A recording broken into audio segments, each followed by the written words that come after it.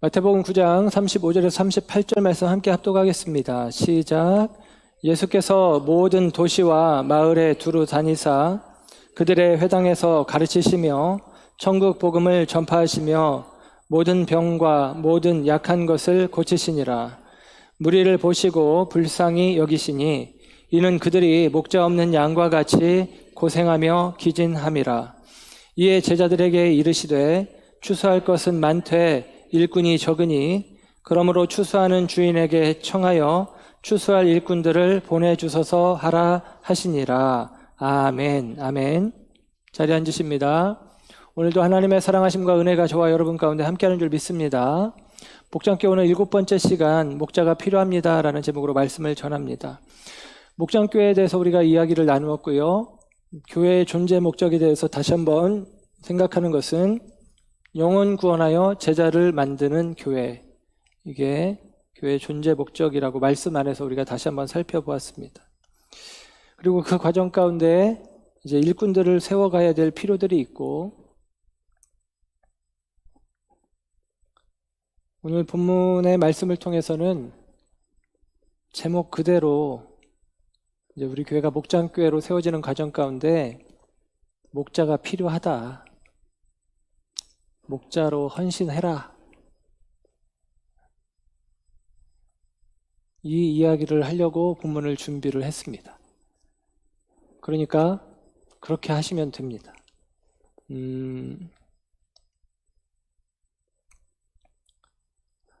목장교회로 전환되어지는 과정 가운데 우리 교회 성도들을 지금 현재 목자들로 다 담아낼 수가 없습니다. 그러니까 목자의 수가 줄었어요. 그리고 우리 성도들은 그 목자들이 감당할 수 있는 수보다 많습니다. 그래서 안 할 것이냐? 합니다. 그 과정 속에 계속같이 필요한 것은 목자로서 섬기실 분들이 필요합니다. 그러니까 여러분 안에 어떤 순간이 되었든 어떤 상황이 되었든 목자로서 섬기실 마음들이 있는 분들은 일어서시고 나아가시고 그리고 참여해 주시기를 부탁을 드립니다. 어떻게 얘기해도 쉽지 않은 것은 알지만 사실은 그 이야기가 오늘 본문의 이야기입니다. 이 본문의 이야기를 가지고 사실 이 말씀을 드리려고 했는데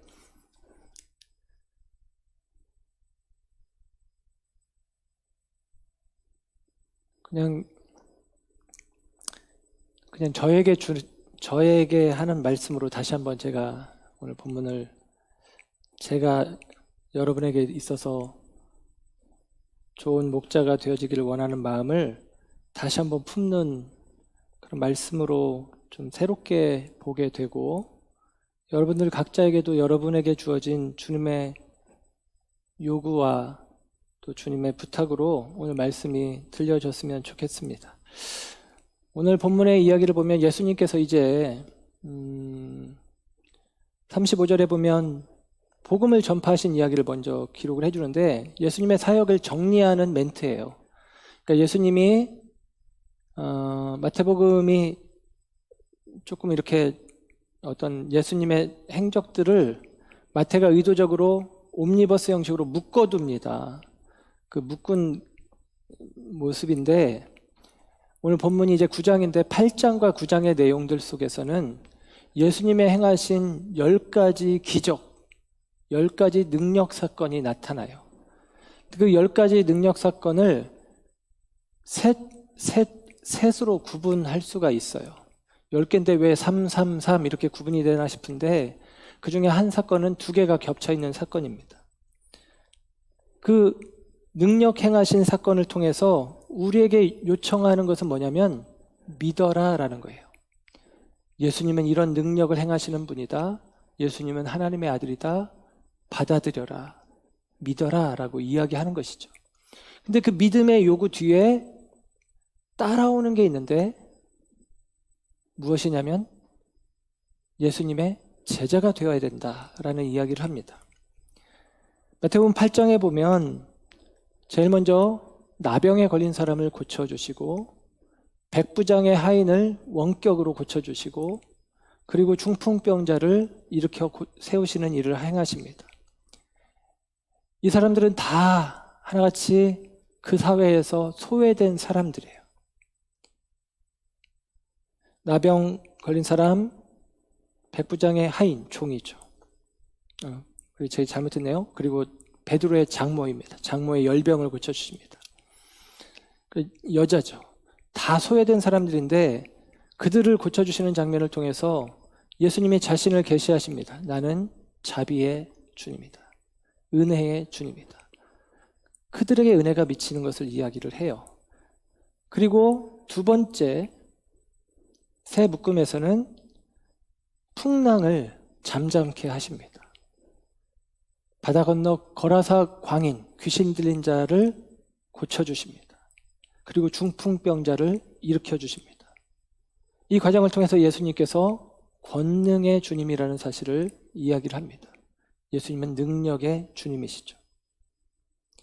그리고 세 번째로는 회당장 야이로의 딸, 그가 죽어가는데 죽은 딸을 고쳐주시고 그 사이에 혈루증을 앓는 여인을 고쳐주시는 장면이 있고 그리고 눈먼 자의 눈을 뜨게 해주시고 그리고 말 못하는 사람의 귀를 열고 말하게 하시는 장면이 나옵니다.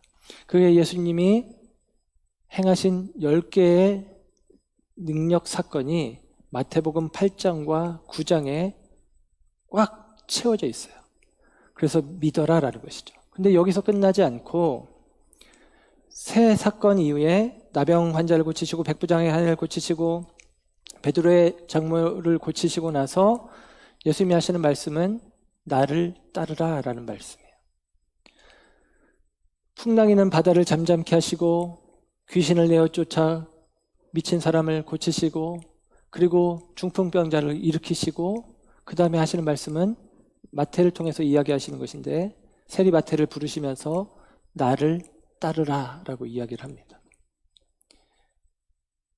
야이로의 딸을 살려주시고 혈루증, 피가 쏟아지며 생명이 허비되는 이 여인을 고쳐주시고 그리고 눈먼 자, 귀먹은 자, 그 시대에 살았으나 죽은 자 같은 인생들을 살려주시면서 생명의 주로 자기를 나타내신 예수님이 오늘 본문을 통해서 이야기하십니다.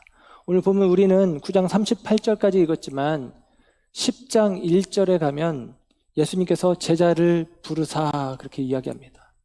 불렀다는 얘기가 뭐예요? 나를 따르라 라는 이야기입니다. 그러니까 이 능력을 행하시고 나서 예수님은 하나같이 나를 따르라 라고 이야기하는 거예요.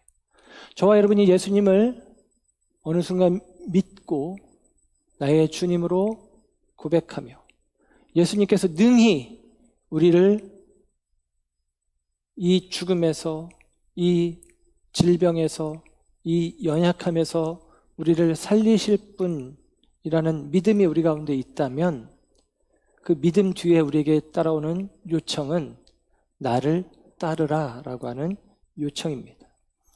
그 요청을 저와 여러분이 함께 받고 있는 거예요. 그리고 그 요청에 결론적으로 오늘 우리에게 마태복음 9장 35절에서 38절의 이야기를 예수님께서 들려주십니다. 마태복음 9장 35절의 말씀을 보면 예수께서 모든 도시와 마을에 두루 다니사 그들의 회당에서 가르치시며 천국 복음을 전파하시며 모든 병과 모든 약한 것을 고치시니라. 아멘. 이 말씀이 재밌는 것은 마태복음 4장 23절에 거의 비슷하게 나옵니다. 예수께서 온 갈릴리에 두루 다니사 그들의 회당에서 가르치시며 천국 복음을 전파하시며 백성 중에 모든 병과 모든 약한 것을 고치시니. 갈릴리에서 했냐 혹은 모든 도시와 마을에서 했냐 요 차이가 있지 내용이 똑같습니다. 그러니까 예수님이 공생애를 시작하실 때 그분은 복음을 통해서 사람들을 가르치시고 천국 복음을 나타내시고 병든 자들을 고쳐주시고 그리고 예수님이 사역을 한참 하시면서 제자들을 세우기 직전에도 역시나 예수님은 똑같이 그 일을 해가고 있는 것이죠. 그러니까 예수님의 이 땅에서의 사역은 한마디로 가르치시고 전파하시고 고치시고 이 일들을 계속같이 하는 것입니다. 잘못된 것들을 가르쳐서 바로잡으시고 잘못된 가르침을 고치셔서 바로잡으시고 소망 없는 이 땅의 사람들 가운데 하늘 복음을 통해서 소망을 심어내시고 그 인생 가운데 있는 문제를 질병이라는 문제를 연약함이라는 문제를 치유하심을 통해서 회복시켜 주시고 그래서 그들의 삶 가운데 이뤄진 하나님의 나라를 가져오는 것 그들 가운데 잃어버렸던 하나님의 도우심과 하나님의 은혜를 채워가는 사역 그게 바로 예수님의 사역이었다라고 하는 사실입니다. 그런데 예수님은 그 사역을 하시는 동안에 늘 바쁘셨어요. 예수님은 그 공생애를 참 치열하게 살아내셨습니다. 참 치열하고도 열심히 이 일들을 행하셨다라는 거예요. 그래서 오늘 본문 속에서는 이 표현이 저는 그 의미를 담은 것 같아요. 예수께서 모든 도시와 마을에 두루 다니사 그들의 회당에서 그러면서 예수님께서 모든 도시와 마을에 두루 다니사 쉼 없이 할 수 있다면 한 사람이라도 더 만나기 위해서 더 회복시키기 위해서 그래서 예수님에 대한 표현을 보면 예수님께서 시장하셨다 밥대를 걸으실 때도 있었고 예수님께서 백고모를 베시고 주무셨다 그 풍랑이는 바다에서 피곤함을 견디지 못하고 잠을 주무시기도 하시고 그렇게 예수님이 열심히 사역하셨다라고 이야기를 합니다. 왜 그토록 예수님은 당신의 생애를 그렇게 바쁘고 분주하게 그렇게 치열하게 하루하루를 살아가셨느냐 그 이유를 오늘 본문은 우리에게 36절을 통해서 이야기를 해줍니다. 이것이죠. 예수님이 무리를 보시고 불쌍히 여기셨다라는 것입니다. 예수님이 무리를 보니 백성들을 보니 지금 이스라엘 백성들 자녀들을 보니 예수님의 마음 가운데 불쌍한 마음이 드러났다라고 이야기를 합니다. 여기서 보았다라는 말이 헬라 원어의 의미로는 이돈이라는 말인데 그냥 봤다는 얘기가 아니라 그 이면을 봤다는 거예요. 그 내면을 봤다는 거예요. 그러니까 지금 예수님께서 사역을 통해서 치유하시고 고치시고 능력을 나타냈던 이 모든 사람들 그들을 볼 때 그 이면을 보는 것이죠. 근데 그 이면을 보고 하시는 말씀이 그들을 불쌍히 여기시며 이어서 하시는 말씀 36절 하반절에 보면 그들이 목자 없는 양과 같다라고 여기는 것입니다. 그들이 지금 이렇게 고난당하는 것은 어려움을 겪는 것은 목자가 없어서 그렇구나라는 것입니다. 목자가 없기 때문에 이렇게 힘들구나 어렵구나 불쌍하다라고 생각하는 것인데요. 여러분 이게 흐름이 자연스러운 것 같지만 사실은 꼭 그렇지 않아요. 이사야서 53장의 말씀을 보면 우리가 왜 목자를 잃어버렸는지를 이야기합니다. 우리는 그릇되어 각기 제 길로 갔다라고 이야기합니다. 우리는 내 멋대로 내 길로 간 거예요. 목자의 음성을 따라가지 않고 내 멋대로 내 욕심대로 내 판단대로 바꿔 말하면 목자가 우리를 떠난 게 아니라 우리가 목자를 떠난 것입니다. 그래서 힘들고 어려운데 그런데 예수님은 우리를 보시면서 그러면 어떻게 해야 되느냐 왜 떠났느냐 하고 책망해야 되는데 그게 아니라 불쌍하게 보신다라는 것입니다. 우리가 하나님을 떠난 것은 목자이신 하나님을 떠난 것은 예수님이 보시는 이돈 이면의 눈으로는 우리가 목자를 그냥 떠난 게 아니라 거짓 목자를 따라간 것입니다. 우리를 속이는 자들에 의해서 속은 것입니다. 그게 죄요, 세상이요, 마귀죠. 그것에 우리가 매여 있다라고 생각을 하시는 것입니다. 그래서 예수님은 그 매여진 우리들을 다시 풀어주시려고 다시 회복시키시려고 치열하게 싸우는 것입니다. 그래서 예수님의 목자됨에 대한 이야기 속에서는 사꾼 목자는 이리와 늑대가 덤빌 때 도망가 버리지만 진짜 목자는 이리에 맞서서 늑대에 맞서서 싸워서 자기 양을 지켜낸다라고 이야기합니다. 그러니까 예수님은 자기 양을 지금 그 거짓된 것에서, 세상에서, 마귀에게서 되찾기 위해서 분투하고 계시다라는 것입니다. 그게 바로 예수님이 치열하게 이 땅을 살아가신 이유라는 거예요. 그래서 오늘 본문 속에 목자 없는 양들이 고생하며 기진한다라고 36절 하반절에 이야기를 해주는데요. 이 고생한다라는 말이 원어적인 의미로는 괴롭힘을 주다, 고통을 주다라는 말이 온 것입니다. 그러니까 고생한다는 얘기가 누군가 나에게 고통을 가하여서 받는 고통이라는 거예요. 여기에서 기진하다라는 말이, 우리말로는 기진하다는 게 그냥 피곤하다, 힘들다, 기력이 없다 이런 말이지만 원어적인 의미로는 이 말이 내던진다, 내팽겨친다라는 말이에요. 그러니까 왜 무슨 얘기냐면 우리가 내팽겨쳐졌다라는 거예요. 그러니까 누군가 우리를 내팽개치고 버리는 존재가 있다라는 얘기죠. 우리의 상황으로 예수님이 인식을 해주시는 것입니다. 주님이 우리를 보시고 불쌍히 여기는 거죠. 그래서 이 고생하며 기진하며 라고 하는 이 말을 쉬운 성경에서는 이렇게 번역을 해줘요. 예수님께서는 사람들을 불쌍히 여기셨습니다. 그것은 사람들이 마치 목자 없는 양처럼 내팽개쳐져서 고통을 당하고 있었기 때문입니다 라고 이야기합니다. 내팽개쳐져서 고통을 당하고 있기 때문이다. 그래서 예수님은 그 모습을 보고 불쌍히 여기셨다라는 거예요. 전에도 말씀드렸지만 이 불쌍히 여긴다는 말이 원어적인 의미로는 스플랑크니조마이, 이게 창자를 뜻하는 말이거든요. 그러니까 우리말에는 이 창자라는 말이 애라는 말로 써요. 애탄다, 애가 탄다, 그렇죠. 애달른다, 애달른다, 애간장이 녹는다. 예를 들면 이런 표현을 쓰는데 애탄다, 애끓는다, 애달프다, 그런 것입니다. 그러니까 예수님의 마음이 그런 마음으로 우리에게 불쌍히 여기시는 거죠. 예수님이 우리의 연약함을 보시고 그렇게 스팔랑크니조마이, 아파하신다는 거예요. 그래서 영어로 번역된 말은 이 불쌍히 여긴다라는 말이 compassion이라는 말입니다. come이라는 말은 함께라는 말이고 passion은 고통이라는 말입니다. 함께 고통당한다라는 말이에요. 예수님께서 불쌍히 여기신다는 게 그냥 혀를 차며 쯧쯧쯧 안 됐네 하는 게 아니라 함께 고통에 참여하신다라는 의미가 되어집니다.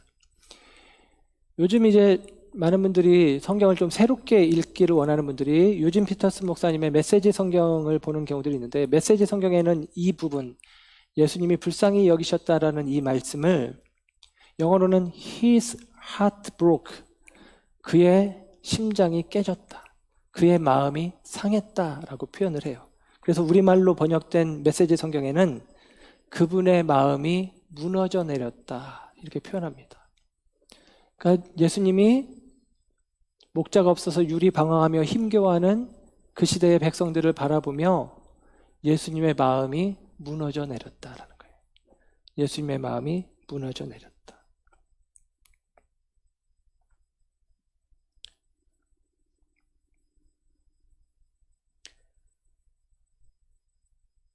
이 마음이 이제 우리에게 요구가 되는 게 그 다음의 이야기입니다.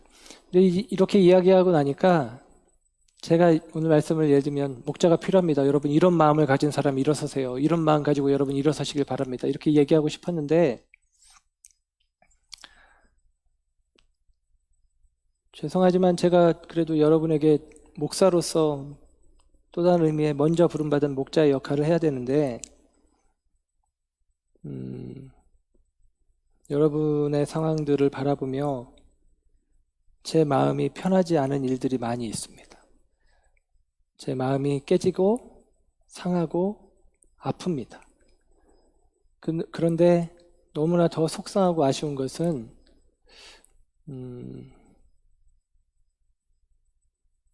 실제로 아파하는 분들과 함께 아파한다라는 것을 제가 잘 못 보여주는 것 같아서 미안하게 생각을 합니다.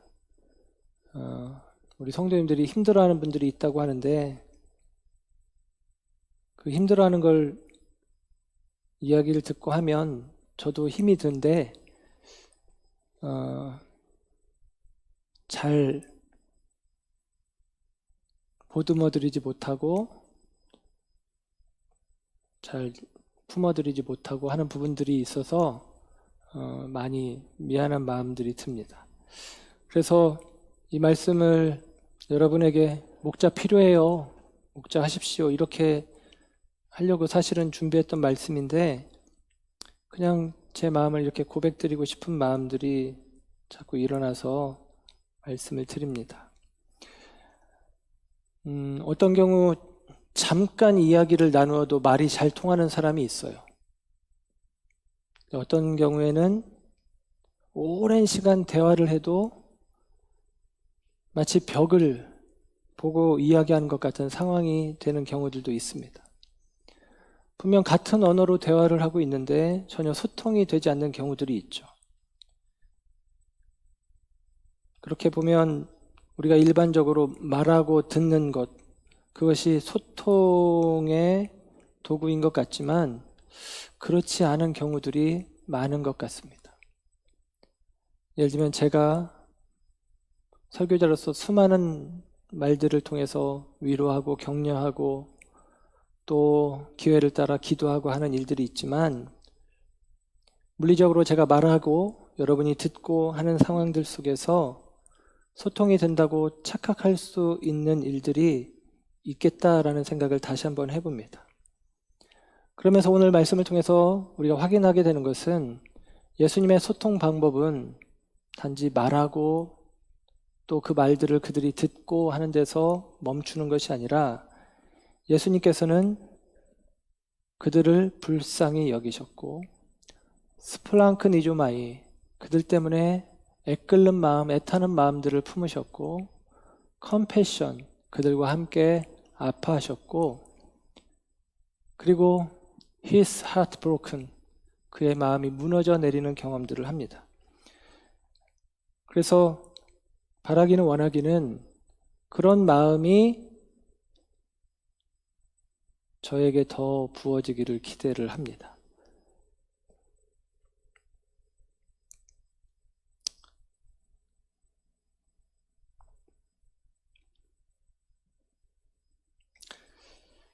그래서 여러분들이 덜 힘들었으면 좋겠고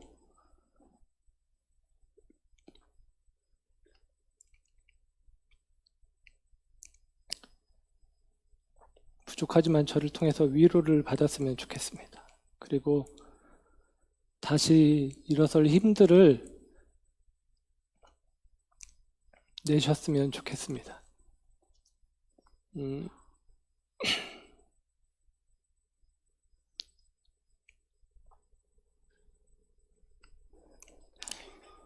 힘들어 하시는 분들은 힘내십시오. 그리고 제가 부족한 부분들이 있다면 용서해 주시고 제가 필요하다면 저를 좀 찾아주세요. 저도 얘기는 듣지만 좀 그런 부분에 있어서 많이 약해서 제가 잘 손 내밀고 다가가고 그런 부분이 잘 안 될 때가 솔직히 있습니다. 여러분이 힘드시면 언제든지 말씀해 주시면 조금 더 노력하도록 하겠습니다. 여러분들 아무튼 힘내시고 주님 안에서 회복되어가는 은혜가 있어지기를 바랍니다. 주님의 일꾼들은 저에게도 주는 말씀이지만 여러분에게는 여러분의 말씀으로 들으실 것을 알고 연민의 마음으로 소통하는 게 중요한 것 같아요. 그럴 때 비로소 우리는 사람들의 마음을 얻을 수 있고 그들의 마음을 추수하여 하나님 앞에 드려줄 수 있다고 생각을 합니다. 그런 부분들에 있어서 저와 여러분들이 이 연민의 마음을 주님 앞에 구하십시오. 눈물을 구하시고 불쌍히 여기는 마음을 구하시고 그들을 바라보며 상한 마음, 상심한 마음들이 더 있어지기를 여러분 구하시기를 바랍니다. 오늘 예수님께서 목자 없는 양에 대한 이야기를 해주시는데, 목자 없는 양에 대한 구약의 이야기가 있어요. 에스겔서에 나옵니다.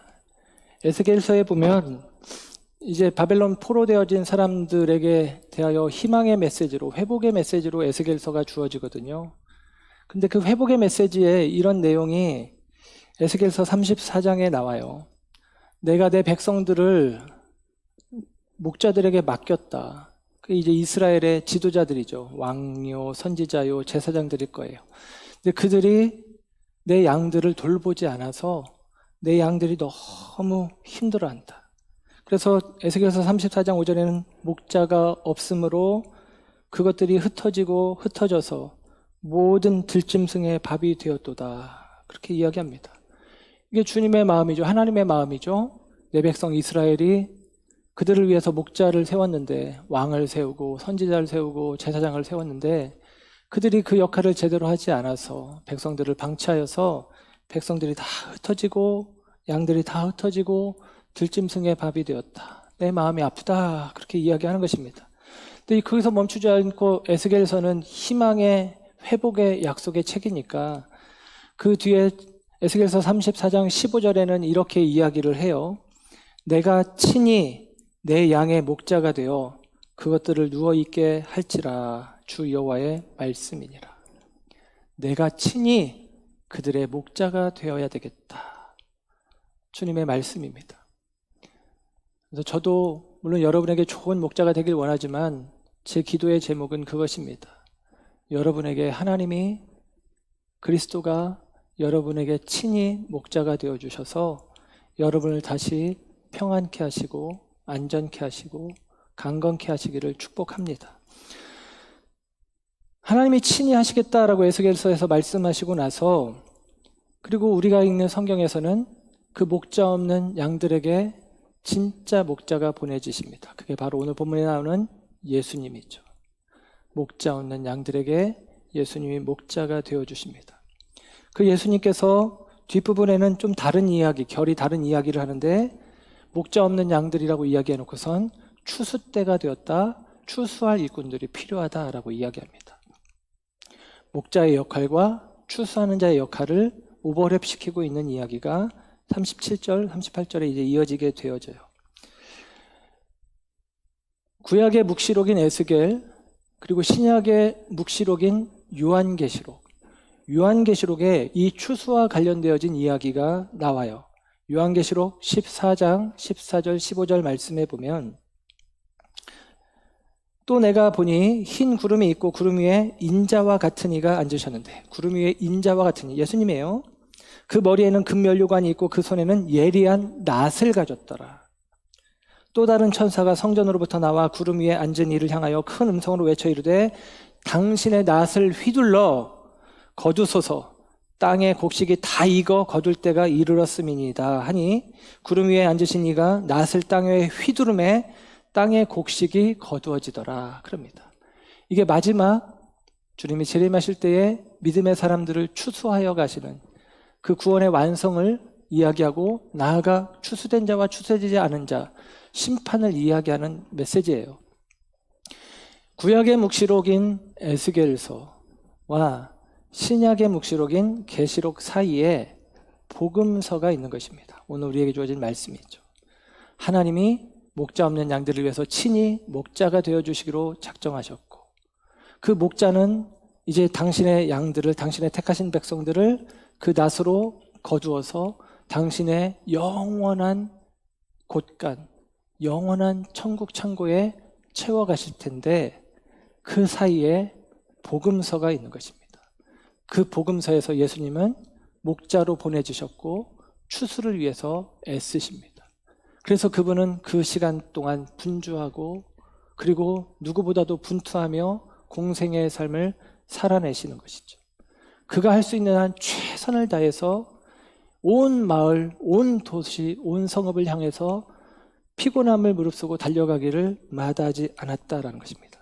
그런데 그 예수님께서 오늘 본문에 무엇을 이야기하시냐면, 추수할 것은 많은데 일꾼이 적다.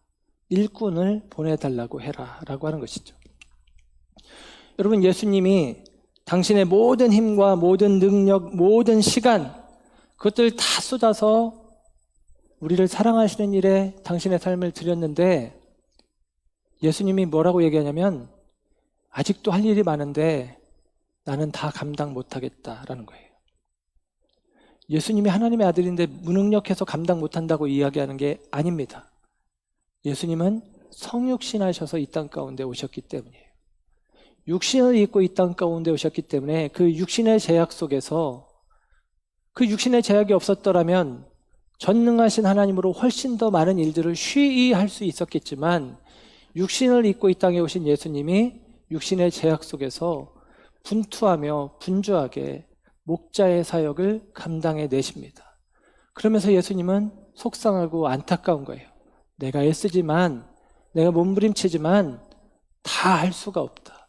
아직도 이렇게 많은 목자가 필요한, 목자 잃은 양들이 이렇게 많은데 그 일을 좀 누군가 대신해주고 같이 해줄 사람들이 필요하다 라고 예수님이 제자들에게 하소연하듯이 이야기를 하고 있는 것입니다. 주님의 마음은 절박하시고 주님의 마음은 급하십니다. 이 추수 때를 놓치면 안 되겠다라는 마음이죠. 그런데 오늘 본문과 병행되는 요한복음 4장에 보면 제자들의 반응이 등장하는데, 그 반응을 예수님이 이렇게 받아칩니다. 너희는 넉 달이 지나야 추수할 때가 이르겠다 하지 아니하느냐. 그러나 나는 너희에게 이르노니 너희 눈을 들어 밭을 보라, 희어져 추수하게 되었도다. 그럽니다. 제자들의 입장에서는 아직 시간이 있지 않습니까? 아직 때가 되지 않지 않았습니까?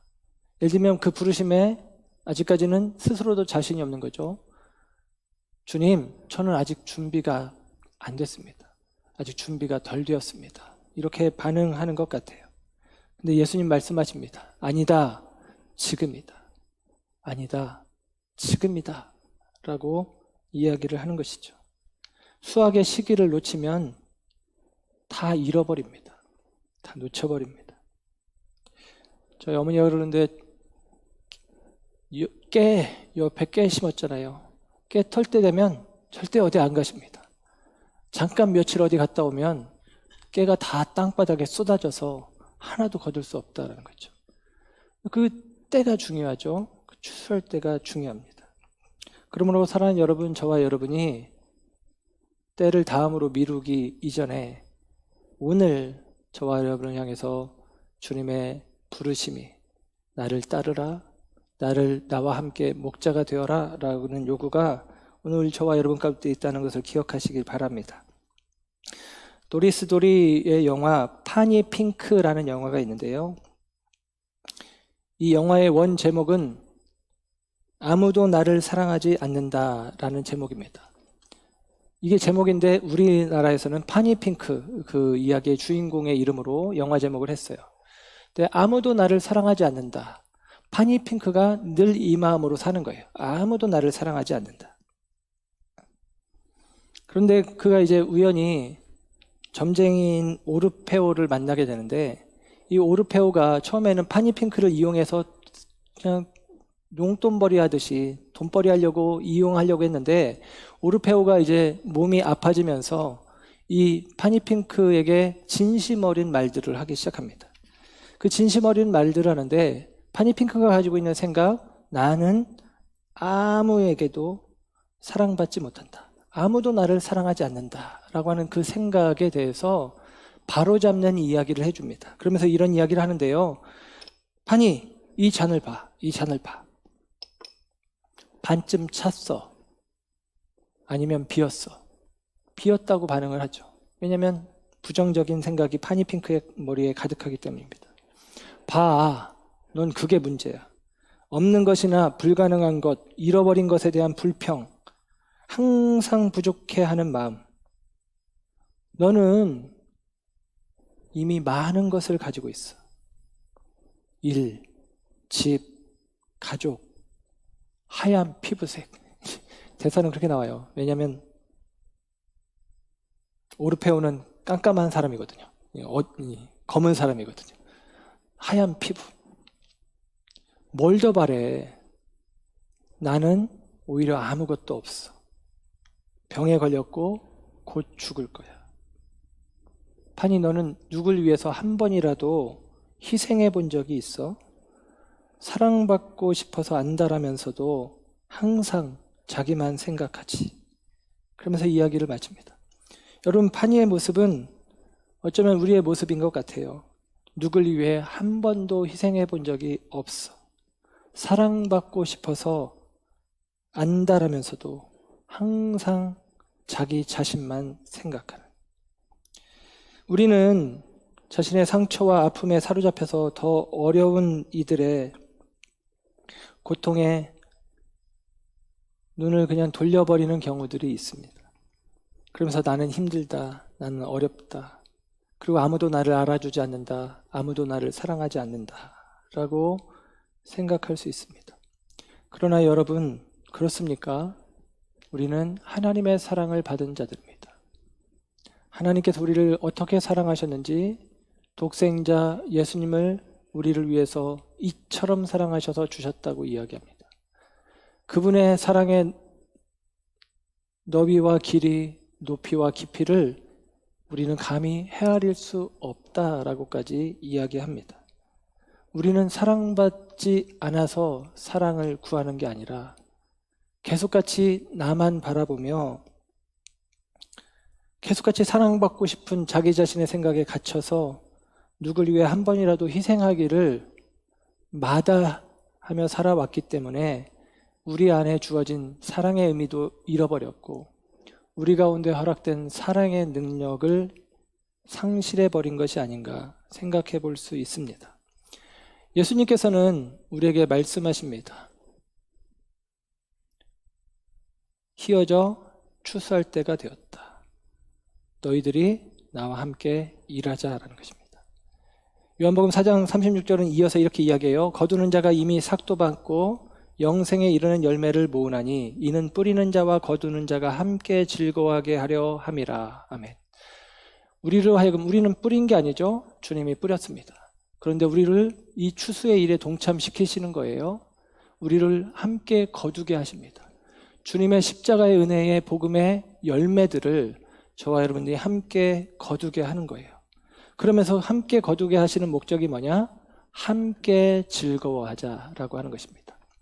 여러분, 우리의 삶을 들여서 목자의 삶을 살아가고 우리의 삶을 들여서 추수꾼의 삶을 살아갈 때 저와 여러분들이 주님의 기쁨에 함께 참여하는 것이 되어진다라는 것입니다. 주님의 즐거움에 함께 참여하는 것이 되어진다라는 것입니다. 여러분, 그러므로 저와 여러분이 이 일들에 동참해 가시기를, 마음에 결단해 가는 마음들이 있어지기를 축복합니다. 우리 안에 생명이 있죠. 그래서 우리는 기쁩니다. 즐겁습니다. 그러나 아직 생명이 없는 자들이 있습니다. 그들을 위해서 울어야 하고 그들을 위해서 기도해야 합니다.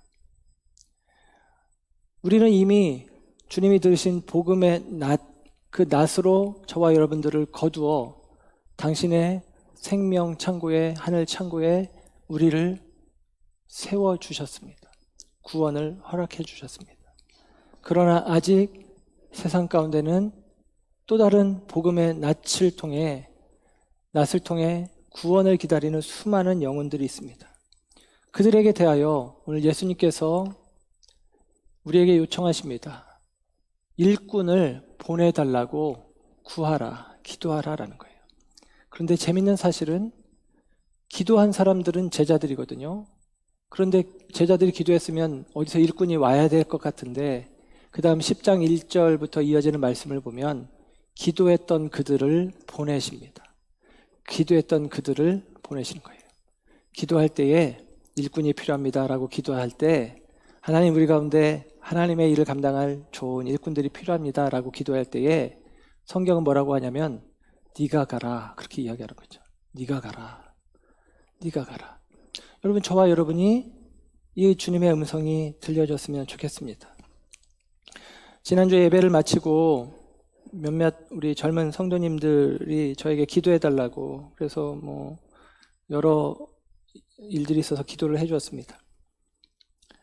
기도를 하는데 다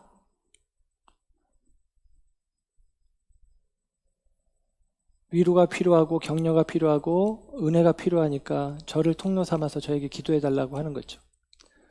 예를 들면 그런 사람들을 가리켜서 오늘 본문에서는 목자 없는 양, 뭐 제가 역할을 하니까 좀 다르게 약한 사람들이죠. 그 약한 사람들에게 대하여서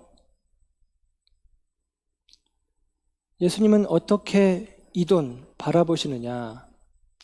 예수님이 지금 마태복음 8장 9장에서 이 수많은 능력 행하시는 사역을 할 때 예수님 주변에는 온통 고통받는 사람들, 약한 사람들 뿐이었습니다.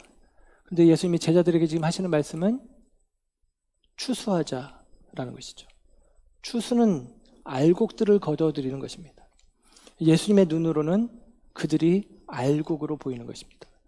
세상의 관점으로는 쭉정이처럼 보여지는 인생일 수 있겠지만 하나님의 눈으로는 알곡으로 보여지는 것이죠. 여러분, 그것은 나에게도 적용되는 이야기입니다. 내가 알곡이어서 주님이 나를 통해서 일하시겠다고 이야기하는 게 아니라 나는 쭉정이라는 사실을 우리 스스로는 압니다. 그런데 하나님께서 다르게 보시는 것이죠. 그 이면을 보시는 것이죠.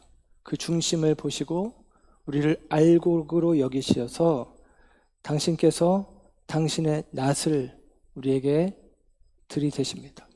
추수라는 게 곡식이 땅에서 자랐는데 추수라는 게 온 과정을 이야기할 수 있겠지만 곡식의 밑단을 붙잡고 땅 가까운 데서 우리가 예를 들면 벼를 벤다면 낫으로 벼를 뱁니다. 그 과정이 추수예요. 땅의 뿌리박은 것을 예리한 낫으로 잘라내는 그 순간이 추수입니다. 그런데 여러분, 그 예리한 낫이 저는 십자가라고 생각을 합니다. 예수님께서는 이 땅에 뿌리박았던 저와 여러분의 옛사람의 줄을 끊어내시고 우리를 알곡으로 하나님 나라에 속한 구원받은 영생에 합당한 자들로 세워가십니다. 그 과정 속에서 예수님께서 사용하신 예리한 낫은, 구름 위에 있는 인자가 사용하는 예리한 낫은 다름 아니라 십자가입니다. 그 십자가는 자기 희생이고 그 십자가는 수고고 그 십자가는 헌신입니다. 그것을 통해서 저와 여러분을 알곡으로 거두어 드리는 거예요. 그렇다면 여러분, 저와 여러분에게 예수님이 목자가 없다, 목자가 되어줘야 되겠다, 추수꾼이 없다, 추수꾼이 필요하다라고 이야기하며 저와 여러분을 목자로, 저와 여러분을 추수꾼으로 부르실 때 이 말씀을 우리에게 그대로 적용해 볼 수 있습니다. 저와 여러분 모두가 우리의 삶 속에 이 일을 감당하기 위해서 십자가라는 낫을 가져야 되는데, 바꿔 말하면 저와 여러분이 이 십자가로 알곡이 되었다라고 하는 신앙의 고백의 흔적이 우리 가운데 필요합니다. 나는 쭉정이인데 주님께서 나를 다르게 보시고 알곡으로 여기시고, 나는 주님을 떠난, 목자를 떠난, 내 멋대로 죄된 길로 나아간 하나님 아닌 그릇된 거짓된 마귀의 궤계에 속아 넘어갔던 인생인데 십자가로 나를 구원하셨다, 은혜다라는 고백이 우리 가운데 필요합니다. 그리고 그 고백을 가진 자들이라면 여러분 모두에게 이 요구는 또 있는 것입니다. 나를 따르라. 너희들이 목자가 되어라. 너희들이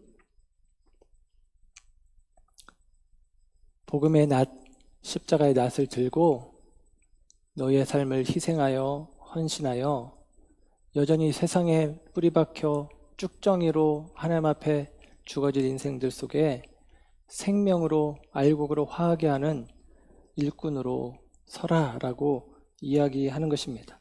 사랑하는 여러분, 저와 여러분 가운데 오늘 말씀이 기억나길 원하고 이 말씀이 여러분에게 거룩한 부담이 되어지길 원합니다.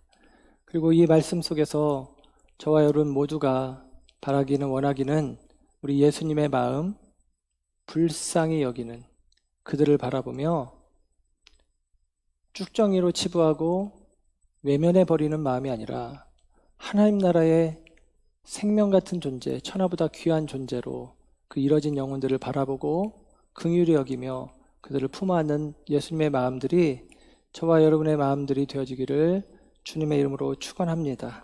기도하겠습니다. 좋으신 주님,